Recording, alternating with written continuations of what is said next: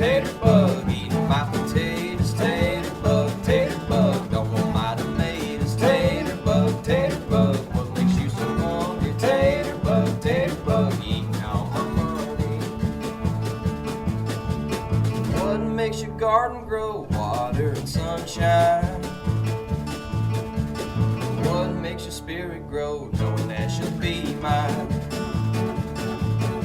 Tater bug, eating my potatoes, tater bug, don't want my tomatoes, tater bug, what makes you so hungry, tater bug, eating all my money.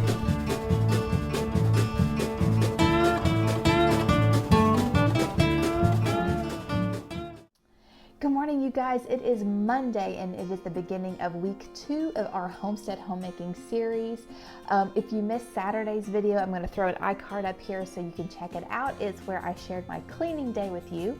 The whole goal was to get the whole house clean so that way today on Monday I would have a fresh start and I could just maintain the home by following the Fly Lady Plus app, which is a free download, so be sure to check it out. It's very, very helpful. She gives you several different routines to do throughout the day, just a little pickup here and there, a little bit of home blessings, a little bit of zone cleaning, and the whole idea is that by doing these little bite-sized things throughout the day, you will have a nice, tidy home for you and your family to enjoy and make memories in. So I highly recommend it. I've been enjoying it. So at the beginning of the week, we are sharing a devotional with you guys, just something to help us get our hearts and minds on the right track, something for us to consider when we go about our week serving our families by making a home. And when I was trying to think of what I wanted to talk about today, I kept coming back to our home is our mission field, and what a blessing that is. And this is coming from somebody who has worked outside of the home for many, many years and just had an ache and a desire to be here. I really felt like this is where God wanted me, but it just seemed like such an unattainable thing because I have to work, I have to make money. And but the Lord has brought me back home. We homeschool our children, something else I never thought I would be able to do, and I'm able to work from home, and it is such a blessing. So for those of you ladies out there who are in the same boat that I was in, keep praying and waiting on the Lord. He knows the desire of your heart, and if it's in His will, it will happen. Even when you think that the timing is gone, because I thought, both of my kids are in school now, they don't need me at home anymore. I just thought that door had closed, but the Lord had other plans. So with that being said, that's what I wanted to talk about. The home is the mission field. Even if you work outside of the home, if you work full time, your home is still your mission. It is still your responsibility. And let's discuss that for a few minutes. I was thinking about how is our home our mission field? Well, one of the things that the Bible stresses a lot, that in the Christian life, in the Christian heart, we should be willing to serve. And that entails a lot more. It sounds simple. It sounds like, oh yeah, just do something for somebody else. But it means that sometimes we have to deny ourselves. And that's a very unpopular idea in this day and age. In our society, we are told that we should do what feels good. We should do what makes us happy. But Scripture actually teaches us that doing something for the greater good means that you have to deny yourself sometimes. And Jesus is the perfect example of this. We find in John in chapter 13 that Jesus himself, the Lord of Lords and the King of Kings, humbled himself down and washed the feet of his disciples. The King, the Creator, the Savior, sat on the floor and washed his disciples' feet. And in chapter 13, we see, it says in verse 12, it says, "So after he had washed their feet, he had taken his garments and was set down again. And he said unto them, Know ye what I have done to you? Ye call me Master and Lord, and ye say, Well, for so I am. If I then, your Lord and Master, have washed your feet, ye also ought to wash one another's feet. For I have given you an example that ye should do as I have done to you. So if Jesus can humble himself and serve his disciples, shouldn't we also be willing to set aside the things that we have maybe planned for our life, maybe a career, to be able to serve our families? Society's going to tell you, no, you do what you want to do. You do what makes you happy.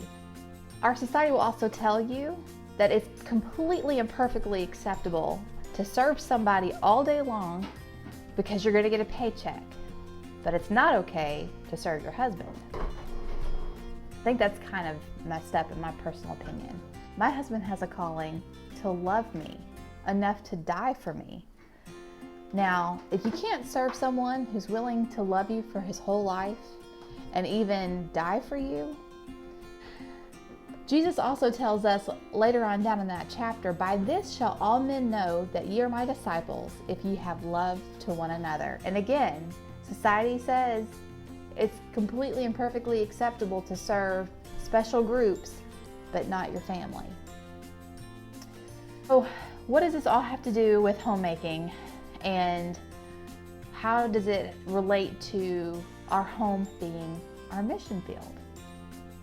There's mornings when you wake up and you don't feel like being a mom. You don't feel like cleaning house. You don't feel like making meals. What you really want to do is go to the mall and walk around Ulta. Or you want to use your degree and you keep reminding yourself, why did I decide to stay home? Paul tells us that he has to die daily, and that means that he has to set aside the desires of his flesh to live for God. And we can live for God by serving our families. That's what we've been called to. So what I'm wanting to inspire you guys to do, or what I'm trying to encourage you guys, is that remember whenever you are cleaning up another mess, or you have to do something that you don't want to do, but it's for the sake of your family, to view it as a blessing, that this is a wonderful blessing from God, and it's not a chore, it's not a burden. Let's not look at the 15 minutes that we tidy our home, let's not look at that as a burden. Let's look at that as a blessing. Think about the times that you wanted to come into the living room and relax.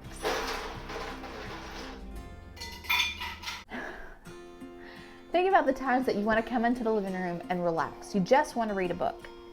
But there's a pile of laundry on the couch, and there's already a kid sitting in the love seat, and your husband is sitting in the recliner. There's nowhere to sit because there is a pile of laundry. Think about how frustrating it is. Now, if you're like me, sometimes that means no big deal. I'm just going to take the laundry and I'm going to put it in a clothes basket so I can sit down. But that means that it's still going to be there. That chore, that job that has to be done is still going to be there. So for me, that's going to stay in the back of my mind and it's going to irritate me. But how peaceful is it when it's already done and it's gone? How peaceful is it when you come into the living room and there's a place to sit and there's nothing waiting for you to do, so you truly can sit down and relax? So think about it from your husband's perspective. Yes, you work from home, and no, our jobs never end. And I'm there to validate that for you, because I know I'm there too. But when we're looking at serving others, think about it from your husband's perspective. He's gone all day. He comes home. He just wants to relax because he's been working all day, right?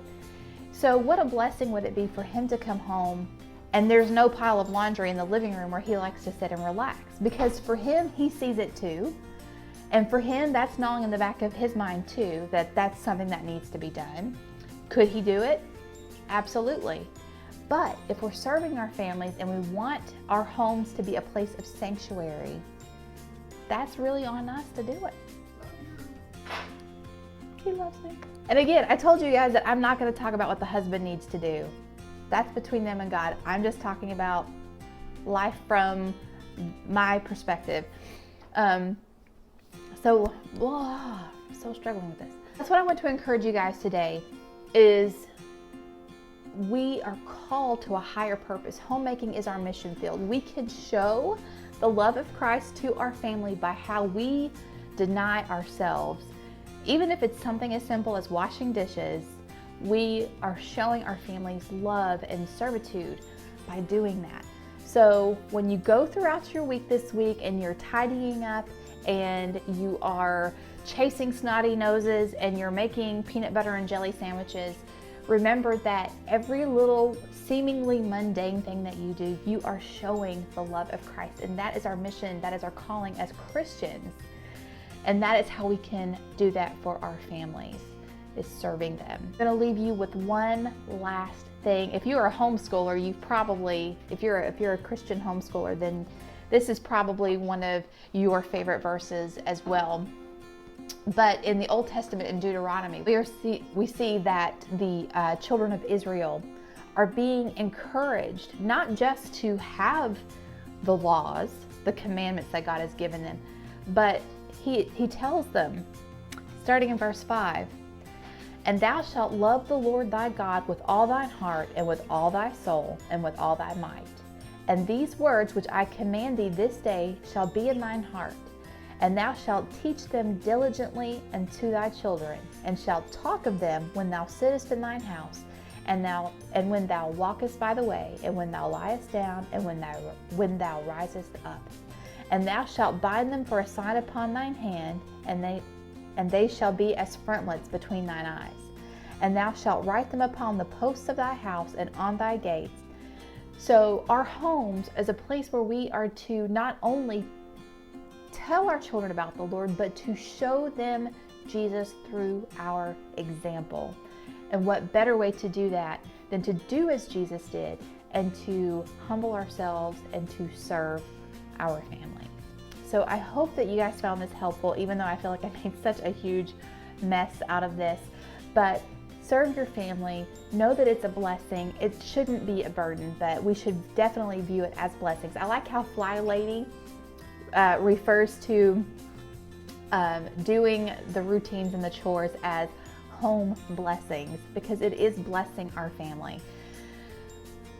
So don't forget to check out the Fuel Homestead, and also Farmer Meemaw is joining in on our series collaboration. So definitely check out her devotional today. She really has an interesting story to share with you guys. She told me about it last night, so I think it's going to be really interesting. And then tune in for later on this week when I share with you guys some of the things that I did this week to bless our home. Okay, so that's all I've got for you guys today. I hope you found this helpful and encouraging. And if you have any questions, please leave them in the comment section below. If you are joining in and participating in this Homestead Homemaking series, let me know.